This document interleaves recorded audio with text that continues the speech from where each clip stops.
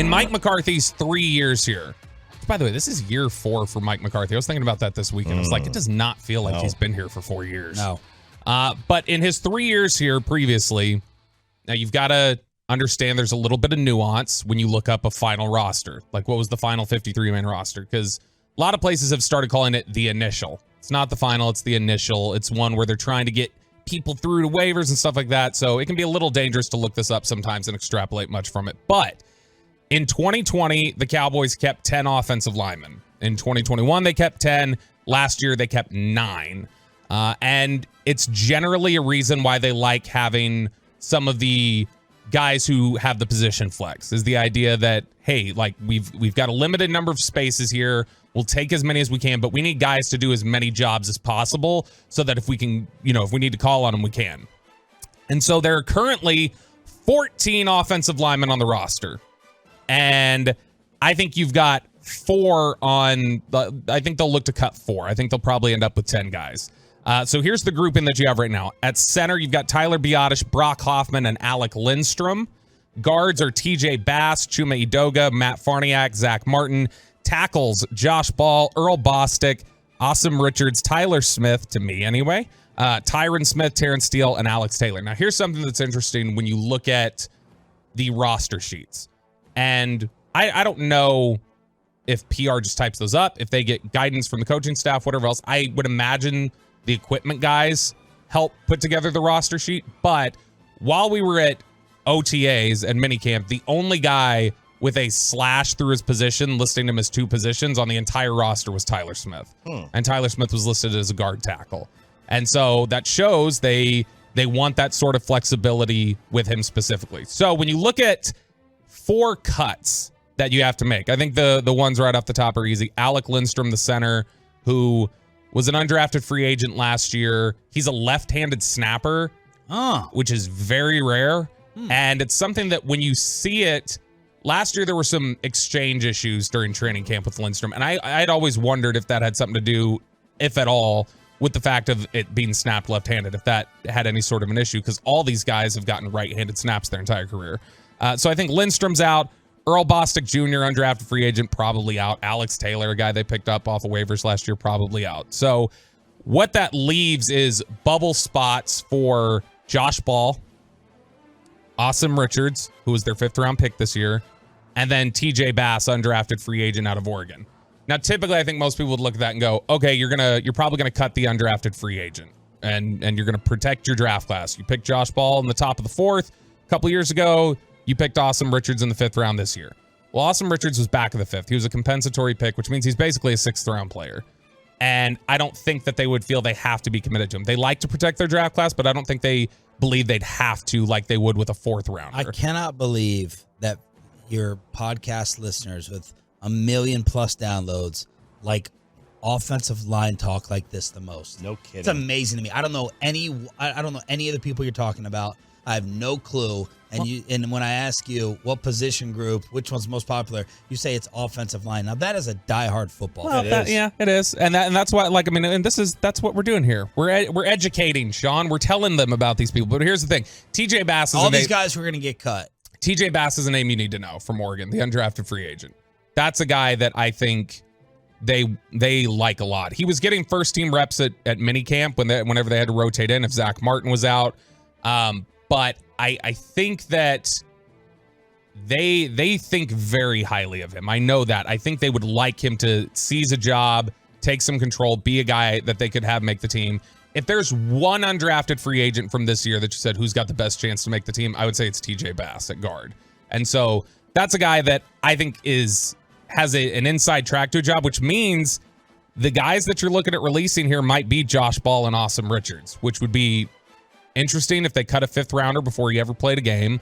And Josh Ball, it would be admitting a massive failure in that draft class that they went ahead and let him go. But what's the difference supposed to be with the offensive line coaching this year? That is something that, so he is one of the big things that we've gotten from that. And this is the older dude from Mike Seattle? Solari. Yeah.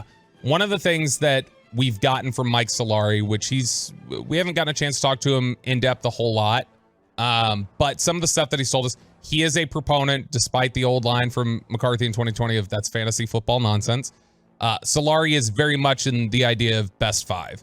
And so because you're going to try your best combinations of guys, you want guys that are flexible to either play either side or can play inside, outside, can do different things. So anybody who has flex is going to be a guy who has a leg up for them. But it's interesting that even with the idea of flex, he has insisted when we've talked to him. We talked to him on DallasCowboys.com on day 3 of the draft. We asked him, hey, what's the deal with Tyler Smith? How are you guys looking at him? How are you guys approaching him?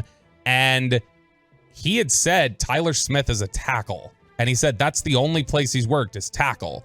And so it's felt very much like that would be his spot. And yet we've seen out here as soon as it got to minicamp, he kicked inside. He was playing some guard. I know you're a big proponent, Sean, of you think Tyler Smith should be inside at guard. No, we want him to play left tackle. I thought you wanted him in at guard for this year. I want Tyron off the bench. Tyler Smith? Tyler, yeah. Have we just met each other? Yeah. No, I thought you wanted Tyler in at guard and Steele and Smith at the tackles. Are you trolling me? Yeah, I'm just screwing with you. Yeah. Tyler Smith, left tackle. Terrence Steele, right tackle. That's what I like. Now look, if they feel like they don't have any type of answer at left guard, fine. Here's the question. Is Tyler Smith capable of going back and forth? How much does that affect or screw up his development? If they think that he can just switch and he's shown the ability to do so, okay, fine.